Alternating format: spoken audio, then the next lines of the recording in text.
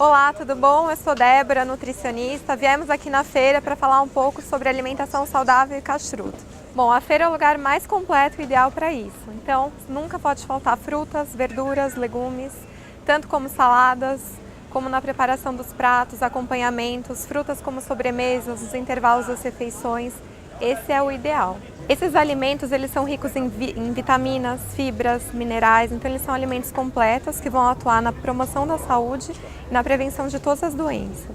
Tanto a parte de frutas como a parte de verduras e legumes devem ser verificados. Esse é um aspecto interessante também na parte de castruto, porque a gente sempre tem que verificar a presença de vetores, a presença de insetos, isso ajuda na prevenção de doenças transmitidas por alimentos também. Bom, vamos falar um pouco sobre os legumes da época então. Vagem, cenoura, pimentão, abobrinha, berinjela, chuchu, tudo isso a gente pode combinar de uma forma bem legal como acompanhamento de pratos, com uma refeição bem completa e balanceada.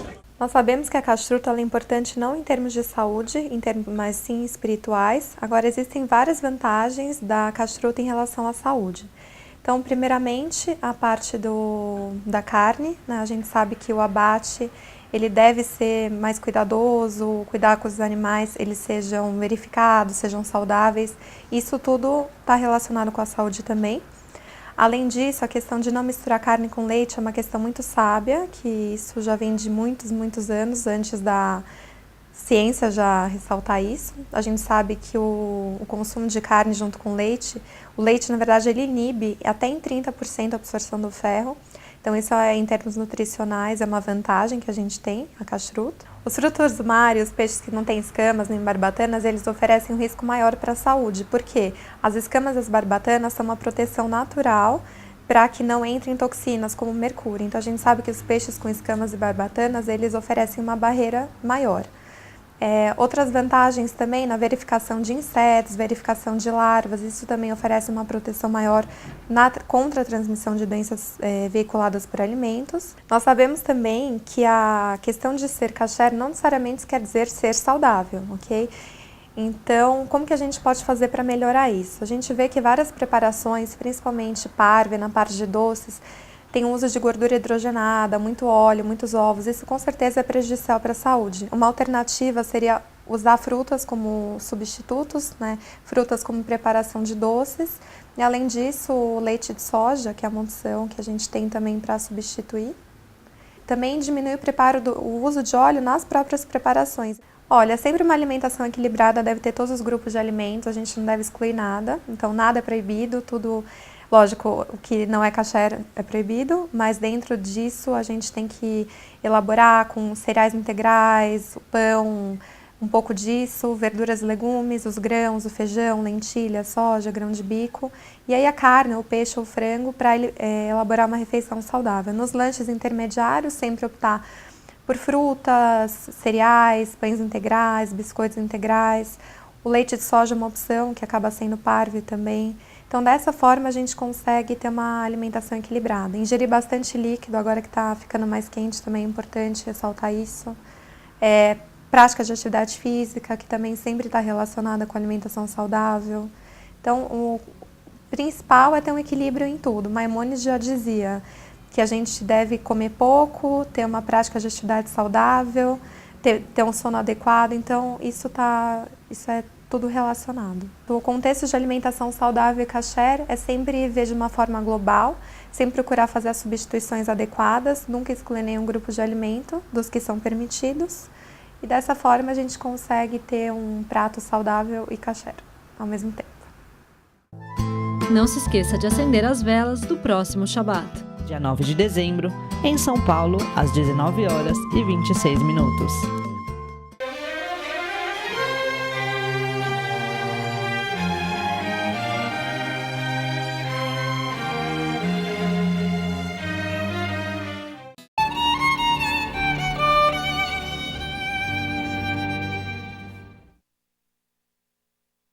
I came initially to the Lubavitch movement because of a remarkable phenomenon that I never saw anywhere else.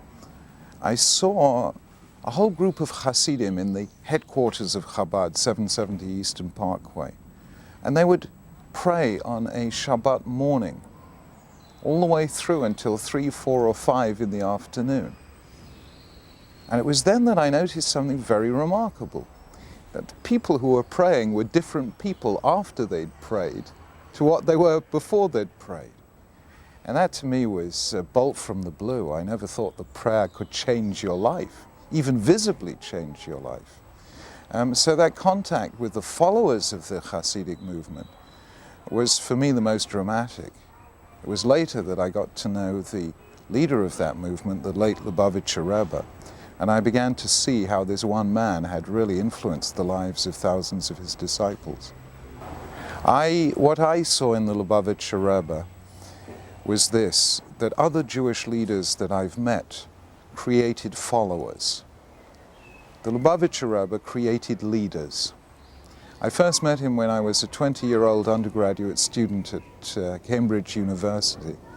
And our first encounter, when I came to him with a lot of questions, was one that he turned around. He started asking me questions, challenging me, even at the age of 20, to be a leader of Jewish life.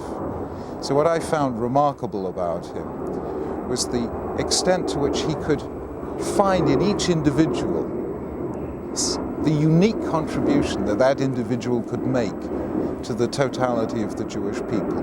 That was a very rare skill. It was he who really encouraged me or even ordered me to become a rabbi. And one of the last requests I was able to make to him in his lifetime was whether I should undertake the chief rabbinate. And he answered in a way that was absolutely typical of him. He didn't say a word. He merely made a little mark on the letter that I had sent him. And the letter contained the question, should I take on this job? And he merely used the typographical symbol that reversed the words and said, I should. So he always communicated in a very brief way, but in a way that made you feel confident that he'd reached to the very heart of who you are, or at least who you might become. Dê sua opinião sobre nossa programação através do e-mail programafontes@yahoo.com.br. Não perca a chance de assistir Daniel Ahaviel, o renomado violinista inglês, acompanhado do cantor israelense Ishai Lapidot, em um show emocionante em prol do Teniad. Dia 13 de dezembro, às 20 horas, no auditório Elis Regina, do AMB. Informações e vendas 3811-1313. Já ouviu falar em encosto? Mal olhado? Será que estas forças existem? Essas forças negativas, nós chamamos assim, elas existem, foram criadas por Deus e elas podem causar prejuízo, sim, às pessoas. O rei David, ele fala nos Salmos, Katsina Ratzon Teatreno, como um escudo, a sua vontade vai me envolver. Uma pessoa que ela está bem em volta da vontade de Deus, e a vontade de Deus são as mitzvot, os preceitos que ele instruiu a nosso povo na Torá e a toda a humanidade. Esses preceitos, eles são uma luz que eles envolvem as pessoas, como um escudo. Uma pessoa que ela está bem iluminada, nenhuma escuridão pode afetá-la. Realmente existem casos onde pessoas foram afetadas por que se chama hoje em dia de trabalhos, certo? Enfim, algumas práticas idólatras que existem em outros lugares, que realmente é proibido da pessoa usar, tanto o judeu e até mesmo não o judeu, e realmente esses trabalhos afetaram pessoas, mas no momento em que essas pessoas elas se fortaleceram e cumpriram as mitzvot, cumpriram a vontade de Deus, elas realmente foram banidas do problema. Nossos sábios dizem que através de ensinamentos místicos é possível vermos nosso futuro, mas a Torá nos proíbe completamente de fazermos isso. Está escrito, Lot te'unenu velot tenachashu, a pessoa não pode fazer esse tipo de previsões futuras, mas sim, tamim te'ei Hashem Elokecha, a pessoa ela vai ser ingênua com Deus. Deus ele vai cuidar do seu futuro. Além disso, quando nós falamos especialmente no povo judeu, a Torá fala em Mazal le Israel, que apesar de que o destino pode prever algumas coisas, o judeu ele está acima disso, porque o judeu, através das mitzvot, ele se liga com o infinito, com o eterno, que está muito acima de todas essas outras condutas, e ele pode, com certeza, mudar seu destino através das mitzvot. Outra coisa proibida é entrarmos em contato com pessoas que já faleceram. Explicitamente a Torá fala sobre o Ov e o Idoni, são duas práticas espíritas onde eram trazidas almas do além aqui para baixo e eram feitas consultas. Esse tipo de práticas é proibido determinantemente pelo judaísmo. Existiam tzadikim, pessoas justas do nosso povo, que sim têm contatos com almas de pessoas falecidas, mas aí existe uma grande diferença. Esses tzadikim, eles não trazem a alma para baixo para conversar. Eles são pessoas espirituais e eles sobem lá em cima e assim ele tem contato com essas almas, com essas pessoas também. Na época do primeiro templo, a Arca Sagrada estava revelada. Nessa época era uma época de grandes milagres para o povo judeu. Quando a Arca estava revelada, o mar se abriu. Hoje em dia essa mesma Arca ela está escondida, ela está enterrada embaixo da terra. É o momento em que Deus ele escolheu para se ocultar um pouquinho do nosso povo e da humanidade, justamente para testar a nossa fé que temos nele. Quando existem milagres, não é muito fácil ter fé, mas quando esses milagres eles estão ocultos, Deus se esconde, aí sim a grandeza do nosso povo, a gente vai atrás de Deus com bastante fé, mesmo sem ver isso tudo.